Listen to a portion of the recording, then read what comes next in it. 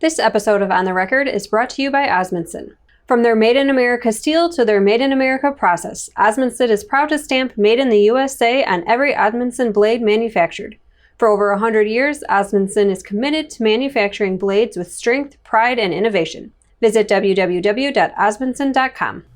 I'm Executive Editor Kim Schmidt. Welcome to On the Record. Here's an update on what's currently impacting the ag equipment industry.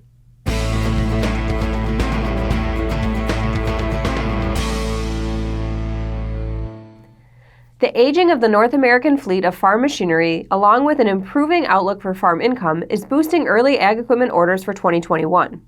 According to results of the Ag Equipment Intelligence Annual Dealer Business Outlook and Trends Survey, nearly one-third of dealers are reporting that early orders for new products are up compared to a year ago, when 21% of dealers reported increased pre-sold equipment levels. The percentage of dealers reporting lower levels of early orders was down compared to the previous year. For 2021, about 28% of dealers said their level of equipment bookings declined versus a year ago, but more than 36% said their early orders of equipment had declined compared with the previous year. Along with positive trends in pre-sold bookings, dealers are reporting that their gross margins on equipment, parts, and service in the past year also improved. Slightly over one-half of dealers reported that margins of new and used equipment increased in 2020 versus 2019. This compares with 45% of dealers who said gross margin on new equipment increased in 2019 versus 2018, and 49% who reported their used equipment margins were up in 2019. Even more dealers saw margins in parts and service improve in 2020. Some 68% of dealers noted an increase in gross margins on parts compared with 61% in 2019. There was also an uptick in margins on service for 70% of dealers, which is up from 67% in the previous year. The full 2021 Dealer Business Outlook and Trends report will be available in October. This week's dealers on the move include James River Equipment, Torgersons, Service Equipment, and Telus Equipment Solutions. John Deere dealer James River Equipment has acquired Harvest Equipment Center's single location in Lewisburg, West Virginia. This will be the dealership's first location in West Virginia and its 29th Ag and Turf location. Torgersons has acquired Zerby Brothers, a single-store, full-line New Holland dealership in Glasgow, Montana. This will bring Torgerson to 10 locations in Montana. Service Equipment, the largest John Deere dealership group in Western Canada, has signed an agreement for the acquisition of the Australian John Deere dealership J.B. Scott. J.B. Scott currently operates its John Deere dealership in North Geelong, Victoria. This will be Service Equipment's 7th location in Australia. Telus Equipment Solutions, a company formed specifically to become an authorized John Deere agriculture and turf dealer, has closed on the acquisition of AgPro Texas. The acquisition includes all of AgPro Texas's 21 dealership locations in Central and South Texas. The acquisition leaves AgPro with 71 locations. Now here's Jack Zemlicka with the latest from the Technology Corner.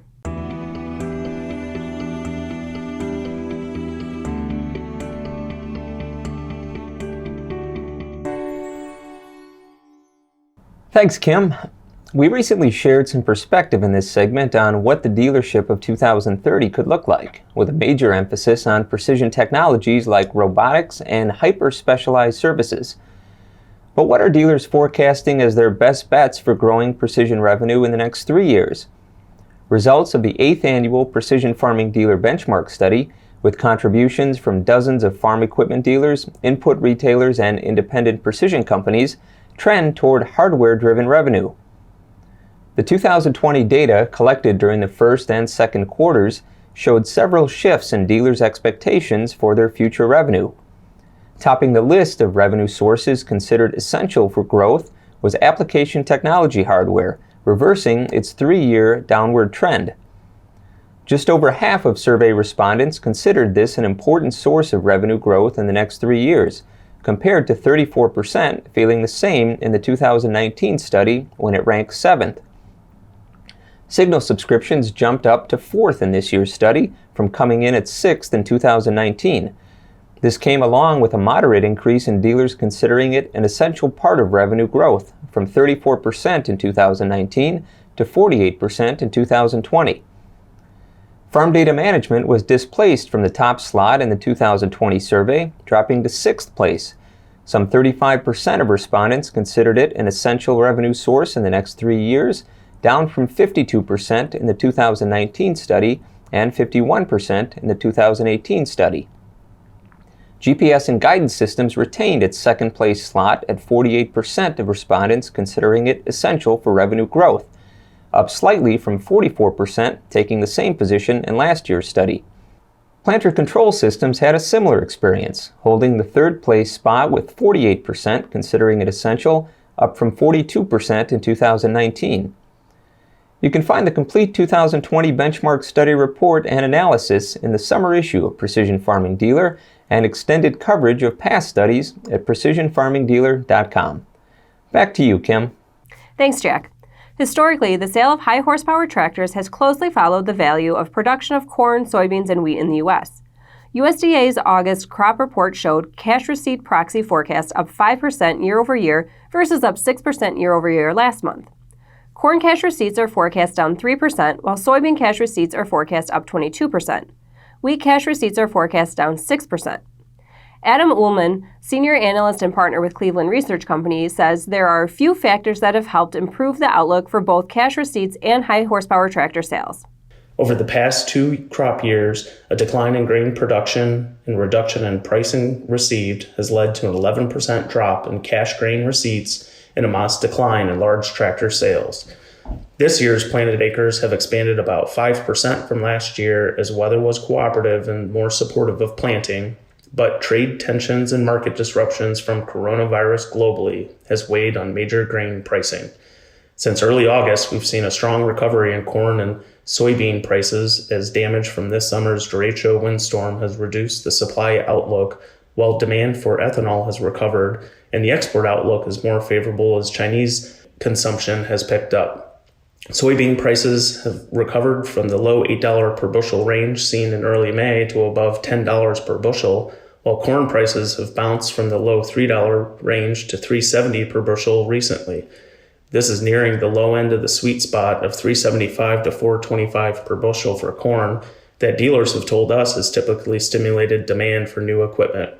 Should these prices hold in the medium term, we could potentially see the value of grain production expand by over 20% this year and recover to the highest level in over 5 years, helping support a potential double-digit recovery in large tractor demand in 2021 after 5 years of trough market conditions. North American large ag sales were down 2.2% year over year in August, following a 10% increase in July, according to the Association of Equipment Manufacturers. However, when we look at the year-to-date sales compared to the 5-year average, nearly every category is at or above the trend line. For the first 8 months of the year, North American combine unit sales are at 4,000, which is above the 5-year trend of 3,500 units sold. At 1,800 units, four-wheel drive tractors are down year-to-date from 2019 and are just below the 5-year average of 1,900 units. Compact and utility tractors continue to be strong segments for equipment sales. Through August, 46,800 40 to 100 horsepower tractors have been sold in North America, about 10% higher than the 5-year average of 42,500.